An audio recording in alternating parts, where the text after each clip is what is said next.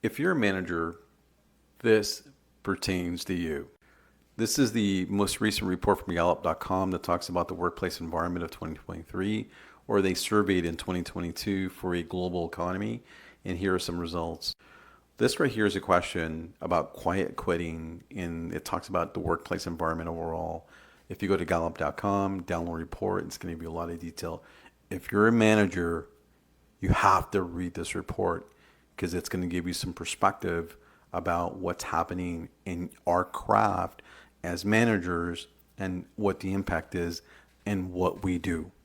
So this question was, hey, employees, if you're going to solve this, what would you do? And this right here is the answers that they provided. Let's talk about this first one. For everyone to be recognized for their contributions. I talk about doing a huddle meeting. If you're a leader and you do a huddle meeting, either daily or weekly or some kind of meeting where you recognize employees for doing a good job, there you go. That's one way to do that. I would like it if managers were more approachable and could talk openly. Same thing. You know, what's your follow-up plan? What's your way of engaging employees that have those conversations about when you follow up? They should get more autonomy in the workplace to stimulate everyone's creativity. Yes, that happens, right? You have to challenge employees with different tasks and different ways to solve issues. That's creativity. I would like to learn more things, but the work I do is quite repetitive.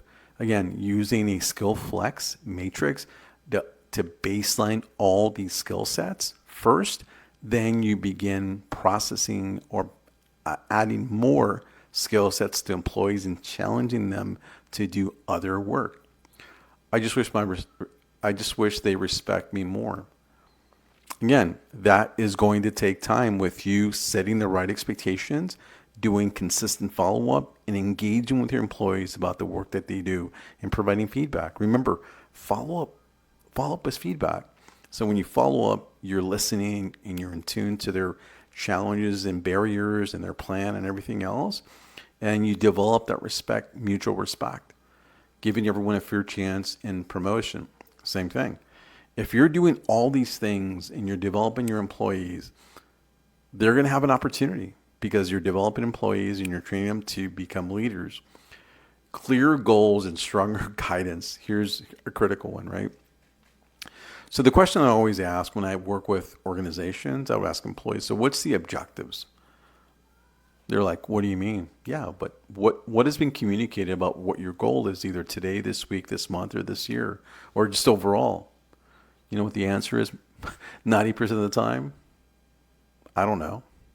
I'm just here to come to work. I'm clocking in. That's all I'm doing. Is doing my work, right? And they're telling us what those things are to fix.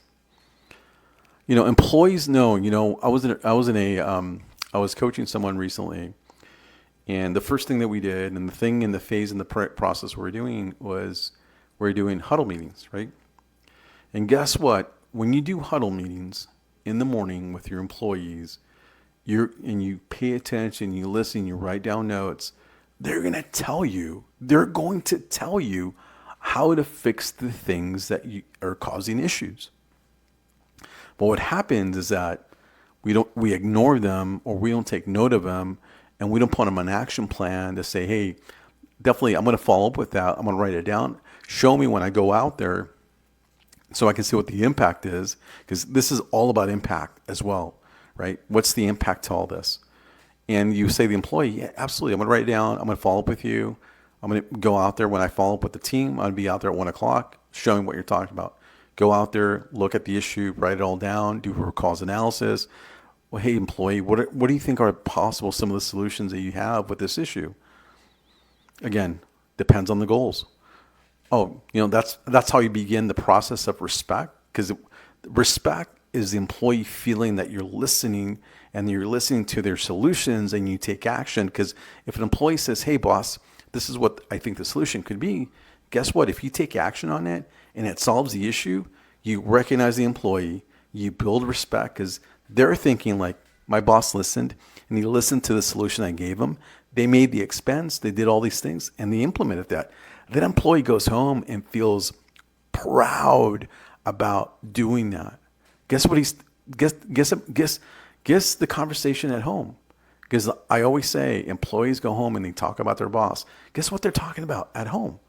My boss listened. I did this with my boss's help.